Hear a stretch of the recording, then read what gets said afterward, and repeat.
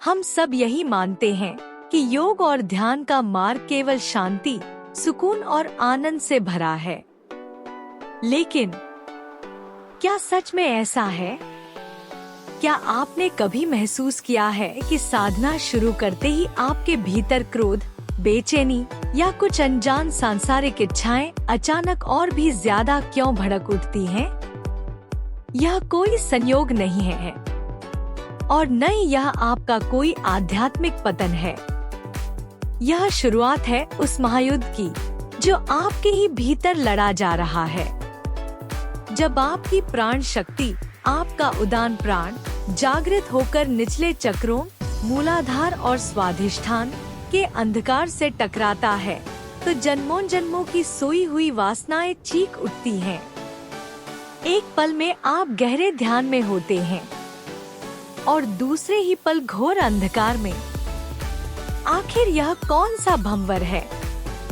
यही वह माया जाल है, विकास का वह सबसे खतरनाक और संकटपूर्ण चरण, जहां बड़े बड़े साधक रास्ता भटक जाते हैं। सूक्ष्म अहंकार, भ्रम और पाशविक प्रवृत्तियां आपको नीचे खींचने की हर मुमकिन कोशिश करती हैं। एक शुरुआती साधक इस चक्रव्यूह में कैसे फंसता है? लेकिन याद रखिए, जो इस अग्नि में तप कर बाहर आता है, वही स्थित प्रज्ञ बनता है। वही अपनी जीवात्मा को शुद्ध कर बाहरी दुनिया के लिए एक महात्मा और भीतर से परमात्मा का अंश बन जाता है। क्या आप तैयार हैं अपने भीतर छिपे इस सबसे बड़े रहस्य का सामना करने के लिए? आइए सत्य की इस गहराई में उतरते हैं। प्रश्न 3। प्रारंभिक साधकों के लिए योग साधना या आध्यात्मिक अभ्यासों में इतनी अधिक बाधाएं, कठिनाइयां क्यों आती हैं? विशेषकर तब जब प्राण शक्ति या उदान प्राण निचले चक्रों अर्थात मूलाधार और स्वाधिष्ठान से ऊपर उठने का प्रयास करता है। उत्तर: किसी साधक द्वारा योग का अभ्यास प्रारंभ करने से पूर्व उसके शरीर में सभी चक्र मुद्रित या अवरुद्ध होते हैं। प्रत्येक चक्र की अपनी मूल विशेषताएं होती हैं। जब कुंडलिनी शक्ति या उदान प्राण के प्रवाहित होने से चक्र प्रस्फुटित होते हैं, तो इस प्रक्रिया में साधक की विशिष्ट सुप्त वासनाएं जागृत हो जाती हैं। प्रारंभिक साधकों के लिए जैसे ही नाभि क्षेत्र में उदान प्राण उत्पन्न होता है, यह मणिपुर चक्र में जाता है, जिसका स्थान मेरुदंड में नाभि केंद्र पर है। यह अग्नि का क्षेत्र है। उदान प्राण मणिपुर चक्र की अग्नि के प्रभाव में और स्वाधिष्ठान चक्र के प्रभाव में वाष्प में परिवर्तित हो जाता है और इसकी वाष्प चारों ओर फैलकर मूलाधार चक्र और उसके समीपस्थ क्षेत्रों को भेदती है। मूलाधार क्षेत्र में रीढ़ के नीचे गुदास्थि पर 3.5 इंच की कुंडली के रूप में समाधि की सूक्ष्म अवस्था में विश्राम कर रही कुंडलिनी शक्ति उदान प्राण के अत्यधिक दबाव और उसकी ऊष्मीय ऊर्जा से जागृत हो जाती है।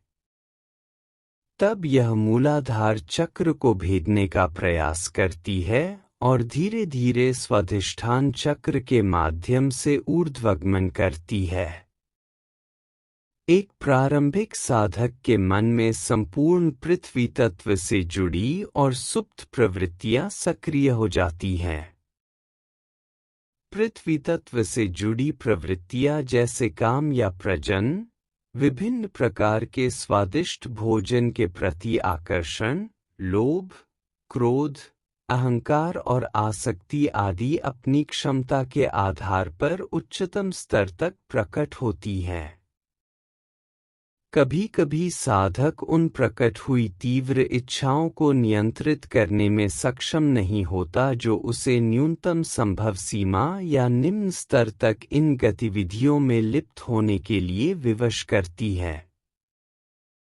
वह देहाभिमानी अर्थात अपने भौतिक शरीर पर अहंकार करने वाला बन जाता है और अपनी पाश्विक या सहज इच्छाओं को पूरा करने के लिए गहराई से उनसे जुड़ जाता है। परंतु धीरे धीरे यदि वह अपनी साधना या आध्यात्मिक अभ्यासों को निरंतर रखता है तो मणिपुर और स्वाधिष्ठान चक्रों की अग्नि में उदान प्राण के शुद्ध होने पर और इन चक्रों से पार होने पर ये प्रवृत्तियां शांत हो जाती हैं और प्रभावहीन हो जाती हैं। किंतु प्रारंभिक विकास का यह चरण अत्यंत संकटपूर्ण होता है और व्यक्ति लंबे समय तक नकारात्मक संस्कारों का शिकार बन सकता है जब तक कि समय के साथ उनका प्रभाव कम न हो जाए। जैसे जैसे समय बीतता है और यदि साधक निष्ठा के साथ अपनी साधना निरंतर रखता है तो वह योग की अष्ट सिद्धियों का स्वामी बन सकता है जो समय के साथ उसे बाहरी संसार के लिए एक महात्मा अर्थात महान आत्मा बना देती है। भीतर से उसकी जीवात्मा शुद्ध हो जाती है और वह विकास के 4 चरणों से सुगमतापूर्वक गुजरता है, अर्थात वह जागृत अवस्था, स्वप्न, सुषुप्ति और तुरीय या परम चेतना में स्थित अवस्था को सरलता से पार कर सकता है और अंततः वह सविकल्प से निर्विकल्प समाधि में प्रवेश कर सकता है। परमात्मा में विलीन होने से पूर्व वह तुरीय अवस्था में दिव्य प्रकाश के साथ एकाकार हो जाता है। विकास की इस प्रक्रिया में वह स्थित प्रज्ञ बन जाता है। वह दिव्य गतिविधियों में अधिक संलग्न हो जाता है जो उसकी अंतर्निहित प्रतिभा को प्रदर्शित करती हैं, परंतु उसकी प्रतिभाएं किसी भी प्रकार का अहंकार नहीं दर्शाती हैं। इसके विपरीत विकास के प्रारंभिक चरणों में जब ऊर्जाएं मुख्य रूप से मूलाधार और स्वाधिष्ठान में केंद्रित होती हैं, तब उसमें मिश्रित प्रवृत्तियां और उन्मुक्त स्वभाव होता है। उसकी चेतना भी मिश्रित या अशुद्ध होती है। मानसिक प्रवृत्ति और मिश्रित चेतना के आधार पर जीवन में वह जो निर्णय लेता है वे समय के साथ आत्मविरोधाभासी सिद्ध हो सकते हैं। वह माया अर्थात भ्रम के प्रभाव में अधिक रहता है, उसका स्वभाव अत्यंत परिवर्तनशील होगा। यह तामसिक, राजसिक या सात्विक हो सकता है। प्रारंभिक चरणों में उसके लिए सब कुछ अनिश्चित होता है। उसके कार्यों में निरंतरता नहीं दिखाई दे सकती क्योंकि उसके सभी कार्य निचले चक्रों में जागृत हुई प्रवृत्तियों द्वारा नियंत्रित होते हैं। कभी सात्विक और कभी अत्यधिक तामसिक होने के कारण वह स्वयं भी अपने व्यवहार पर आश्चर्यचकित हो सकता है। ऐसा विकास की परिवर्तनशील अवस्था के कारण होता है। कभी कभी ऐसा प्रारंभिक साधक केवल अपने विषय में ही बातें करता है और निरर्थक प्रलाप कर सकता है। जब तक उसका उदान प्राण मणिपुर और दहारा चक्रों में स्थापित नहीं हो जाता, तब तक उसके कार्यों की भविष्यवाणी नहीं की जा सकती। प्रारंभ में वह एक सकाम साधक होता है और एक सूक्ष्म अहंकार के मार्ग का अनुसरण करता है। अपनी सांसारिक इच्छाओं को पूरा करने के लिए वह पूर्वाग्रहों और आसक्ति के वशीभूत होकर अपने साथियों को शाप भी दे सकता है। परंतु धीरे धीरे जैसे वह आध्यात्मिकता के मार्ग पर ऊपर उठता है, उसका यह भाव कम होने लगता है। वह निष्काम साधक बन जाता है। वह स्वयं के साथ रहने और जितना संभव हो अपनी आत्मा के निकट रहने का आनंद लेता है। तब उसका लक्ष्य न तो कारण होता है और न ही प्रभाव।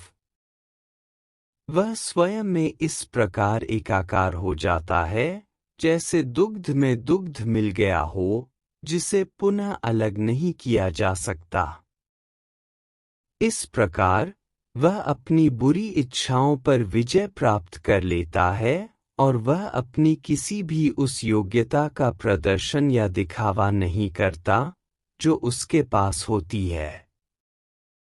जैसे जैसे वह आध्यात्मिक यात्रा के मार्ग पर ऊपर चढ़ता है, उसे ध्यान द्वारा अपने मन को नियंत्रित करने की आवश्यकता होती है। उसे न तो अपने मन को नकारना है और न ही उसे उत्तेजित करना है। इससे उसका मन सुदृढ़ हो जाता है।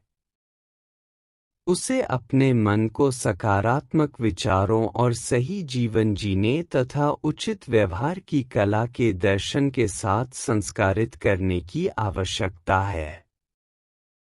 उसे यह समझाने के लिए अपने मन को प्रशिक्षित करना चाहिए, किसी भी प्रकार की इच्छाएं क्यों हों, मृत्यु द्वार पर प्रतीक्षा कर रही है, जो उसे परम विश्राम प्रदान करती है।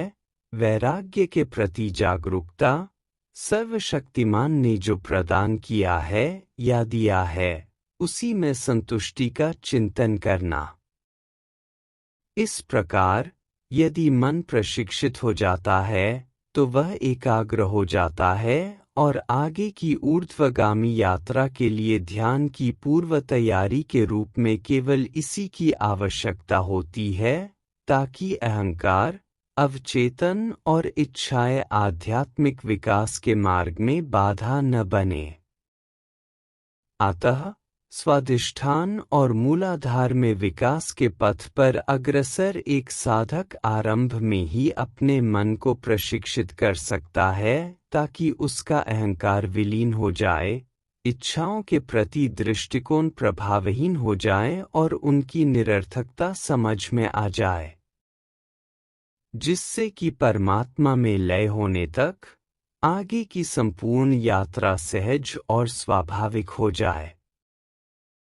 संक्षेप में, माया और सुप्त वासनाओं के प्रभाव में प्रारंभिक विकास के दौरान आने वाले कष्ट स्वाभाविक हैं। एक सचेत दृष्टिकोण विकसित करने के लिए ज्ञान की आवश्यकता होती है, ताकि समस्याओं को एक प्राकृतिक घटना के रूप में सहन किया जा सके। ईश्वरीय अनुग्रह इस मार्ग पर वास्तविक साधकों की सहायता अवश्य करता है। ऐसी बाधाओं से बाहर आने के लिए प्रार्थनाएं साधकों के लिए दिव्य वरदान हैं, जो परमात्मा में विलीन होने की इस आगे की यात्रा को संपन्न करने का सर्वोत्तम संभव उपाय है।